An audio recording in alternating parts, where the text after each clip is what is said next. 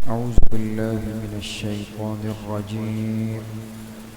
بسم الله الرحمن الرحيم. فأقبل بعضهم على بعض يتساءلون قال قائل منهم إني كان لي قرين يقول أئنك لمن المصدقين أإذا متنا وكنا ترابا وعظاما أإنا لمدينون قال هل أنتم مطلعون فاطلع فرآه في سواء الجحيم قال تالله إن كدت لتردين ولولا نعمة ربي لكنت من المحضرين أفما نحن بميتين إلا موتتنا الأولى وما نحن بمعذبين إن هذا لهو الفوز العظيم لمثل هذا فليعمل العاملون. صدق اللہ العظیم.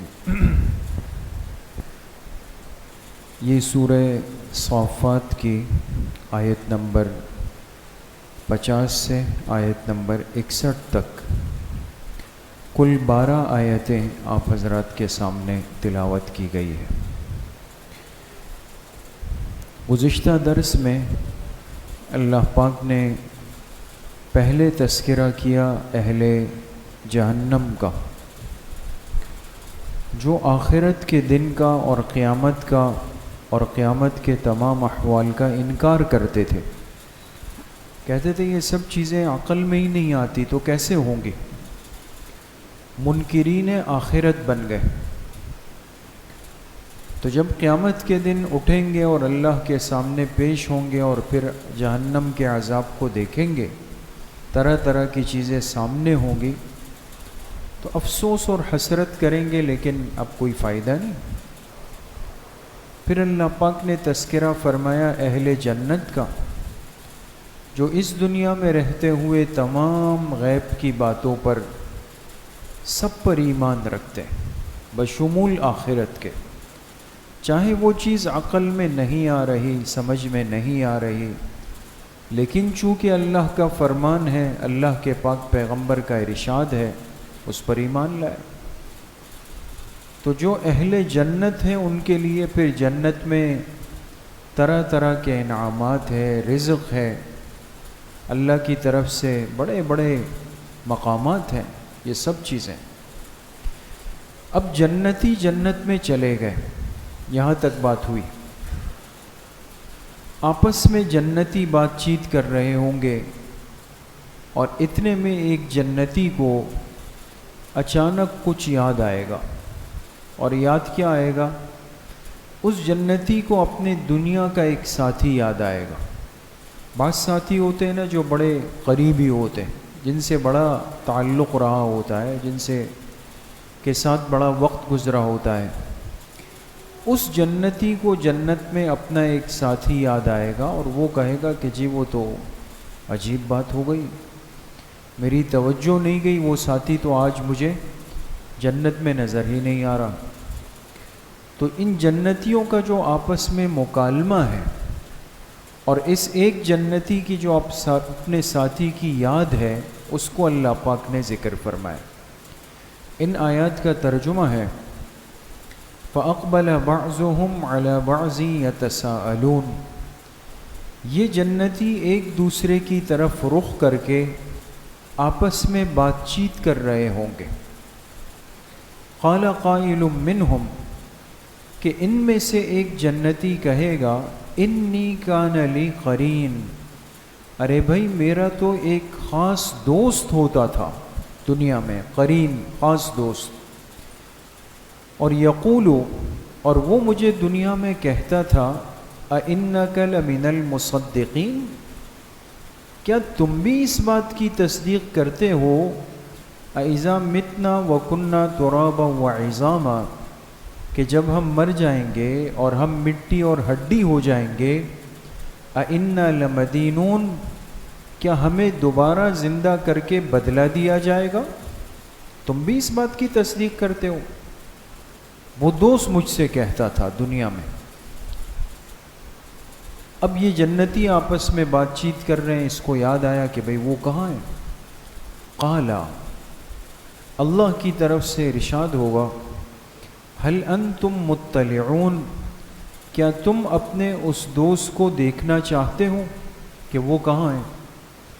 فاطلع فرآہ فی سواء الجحیم، تو یہ جنتی جب جنت سے جھانکے گا تو اپنے اس ساتھی کو دیکھے گا کہ وہ جہنم کے بیچوں بیچ پڑا ہوا ہے، وہ جہنم کے بیچ میں۔ قالا، یہ جنتی اس کو اوپر سے دیکھ کے کہے گا، تاللہ ان کدت لتردین، بخدا تم تو مجھے بھی ہلاک کرنے لگے تھے، مجھے بھی ہلاکت میں ڈالنے لگے تھے۔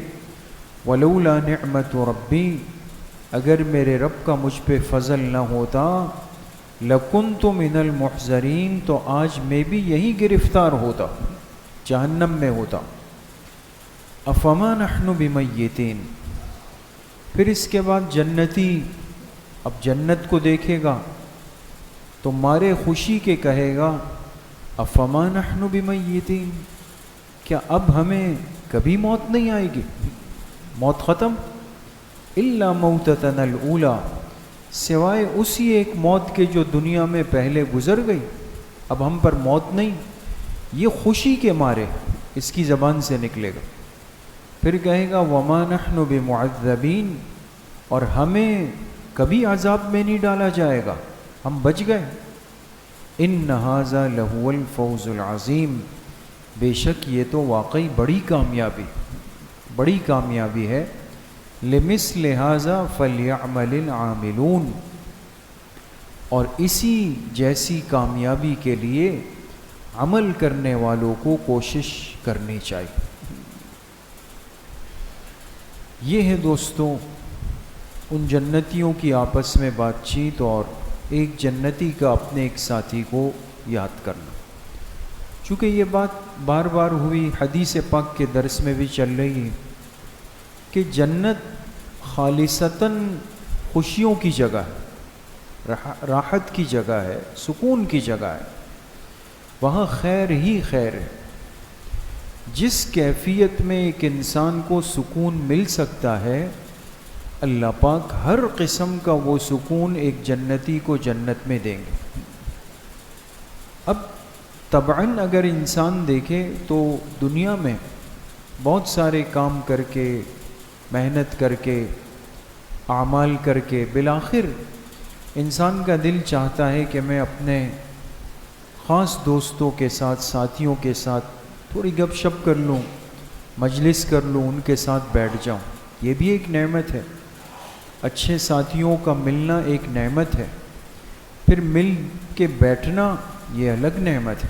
نوجوان تھے اور ان میں آپس میں بڑی گہری دوستی تھی، اور انہوں نے آپس میں ایک کاروباری شراکت کی، پارٹنرشپ کی انہوں نے، اور اس شراکت میں اللہ نے ان کو بڑا نفع دیا۔ 8,000 دینار ان کو نفع ہوا، پروفٹ ہوا۔ تو چونکہ دونوں برابر کے شریک تھے تو 4,000 دینار ایک ساتھی نے رکھ لیے اور 4,000 دینار دوسرے ساتھی نے رکھ لی۔ اب یہ جو ایک ساتھی تھا یہ تو پکا مومن تھا، اور جو دوسرا ساتھی تھا یہ ایمان کی نعمت سے محروم تھا۔ جب ان کے پاس 4,000 دینار آ گئے، جو بڑی رقم تھی، تو جو کافر تھا اس نے کیا کیا، اس نے 1,000 دینار جا کر اپنے شہر میں ایک بڑی قیمتی زمین خرید لی، اور دوسرے 1,000 دینار سے جا کے اس پہ ایک خوبصورت گھر تعمیر کیا۔ پھر تیسرے جو 10,000 دینار تھے اس کو لے جا کر اس سے ایک عورت سے دھوم دھام کے ساتھ شادی کی، اور چوتھے 10,000 دینار لے جا کر اپنے لیے غلام خریدے تاکہ میری خدمت کر سکے۔ تو اپنی سوچ کے اعتبار سے تو اس نے بڑا کام کیا۔ یہ جو مومن ساتھی تھا اس کے پاس 4,000 دینار آ گئے، اس نے 1,000 دینار سب سے پہلے بطور شکر کے اللہ کے راستے میں صدقہ کیا کہ بھئی یہ تو اللہ کی طرف سے آئے، وہ صدقہ ہو گئے۔ پھر کچھ دنوں کے بعد ایک ضرورت مند آدمی آیا، اپنا عذر پیش کیا، اس نے 1000 دینار لے جا کے اس پہ صدقہ کر دیا، 2000 دینار رہ گئے۔ کچھ وقت کے بعد ایک کار خیر کا موقع آیا، اس نے وہ 1000 دینار جا کے وہاں پہ لگا دی، وہ بھی چلے گئے۔ اب 1000 دینار رہ گئے، وہ بھی اس نے جا کے کیا کیا، اس کو مستحقین غربا نظر آئے، جا کے 1000 دینار ان پر خرچ کر دی، سب ختم ہو گئے۔ اب انسان ہے، اللہ کی شان، کچھ عرصے کے بعد اس کو جس نے سب صدقہ کیا، اس کو کچھ اسباب کی، پیسوں کی ضرورت پڑ گئی، اور انسان جب پریشان ہوگا تو پہلے اپنے ساتھیوں کی طرف دیکھتا ہے۔ تو اس نے کہا بھئی سب سے قریبی ساتھی تو یہ ہے، اس کے پاس گیا، اس نے کہا بھئی ہم نے تو ابھی تھوڑا وقت پہلے اتنا بھرپور کاروبار کیا ہے، 4 ہزار دینار وہ کہاں گئے؟ اس نے کہا جی وہ 1000 وہاں، 1000 وہاں، 1000 وہاں اور 1000 وہاں، تو سب اللہ کے راستے میں صدقہ ہو۔ کیوں؟ کہا ٹھیک ہے، اچھا تو مجھے بھی لگتا تھا، لیکن میں نے اللہ پاک سے سودا کیا کہ اللہ پاک اس کا عوض مجھے جنت میں دے دیں گے۔ تو اس نے کہا کیا تم اس بات پہ یقین رکھتے ہو کہ مرنے کے بعد دوبارہ اٹھنا ہے؟ اس نے کہا اٹھنا ہے، اور پھر بدلہ بھی دیا جائے گا؟ اس نے کہا بدلہ بھی دیا جائے گا۔ کہا بس پھر تو اس دن کا انتظار کرو، میرے پاس تو کچھ نہیں ہے تمہارے دینے کے لیے۔ وہ جو انکار کیا اس دن، ایک تو دینے سے انکار کیا، لیکن اس سے پہلے انکار کس چیز کا تھا؟ مرنے کے بعد کی زندگی کا، مرنے کے بعد بدلہ ملنے کا۔ تو اب جب قیامت کا دن آئے گا تو اللہ پاک اس جنتی کو دکھا دیں گے کہ اس کا وہ دوست وہ جہنم کے بیچ کے اندر پڑا ہوا ہے۔ کیوں؟ اس لیے کہ آخرت کی زندگی کا انکار کر رہا تھا کہ بھئی ایسا کچھ بھی نہیں۔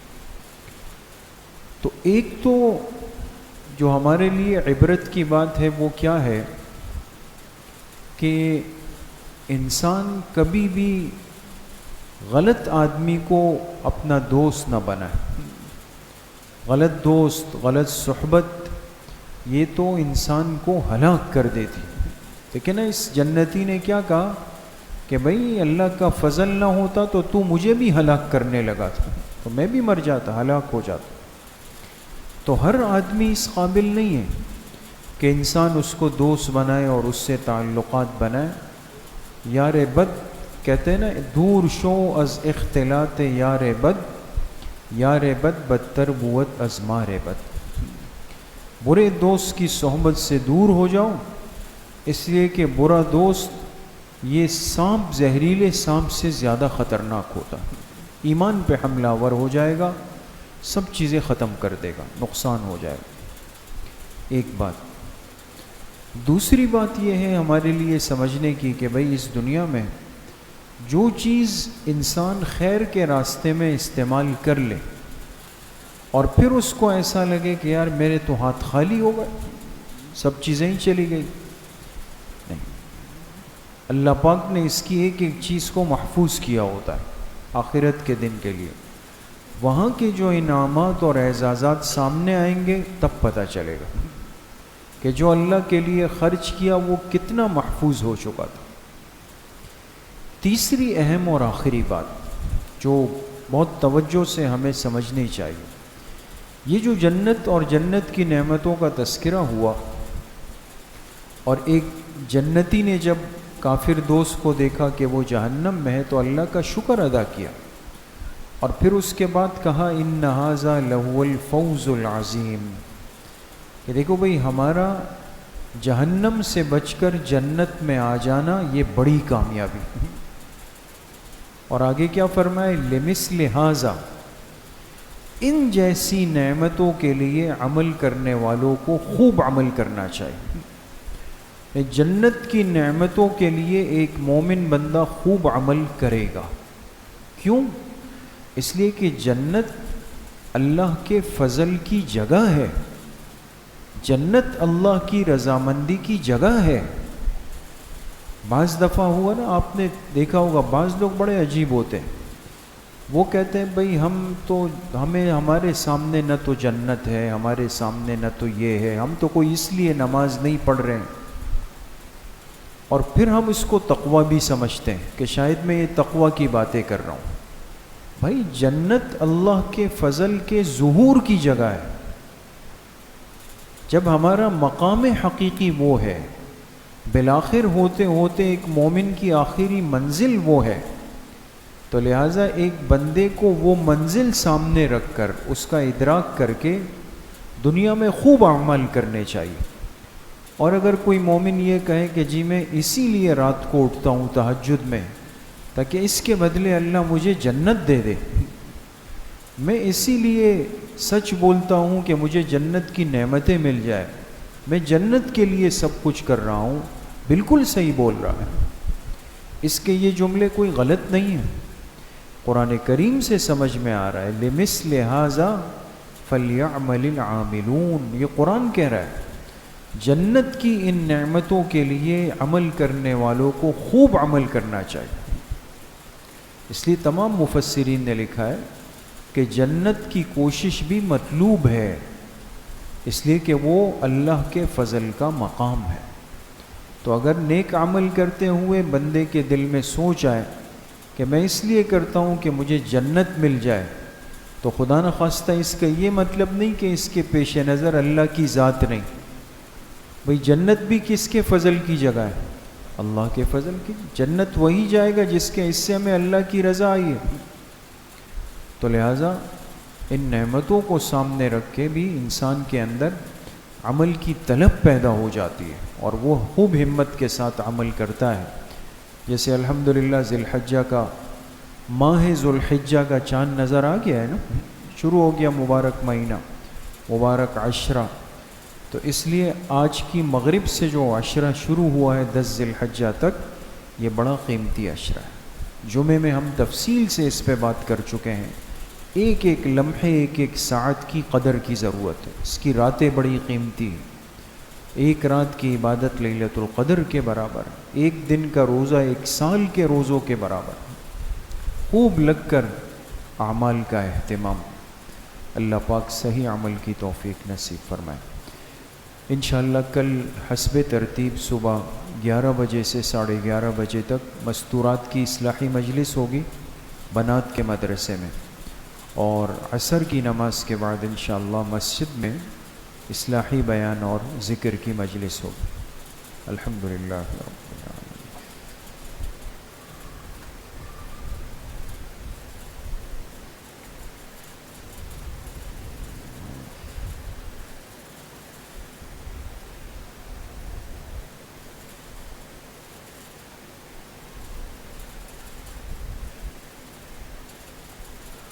وصلی اللہ وسلم علی نبینا محمد وآلہ وأصحابہ اجمعین۔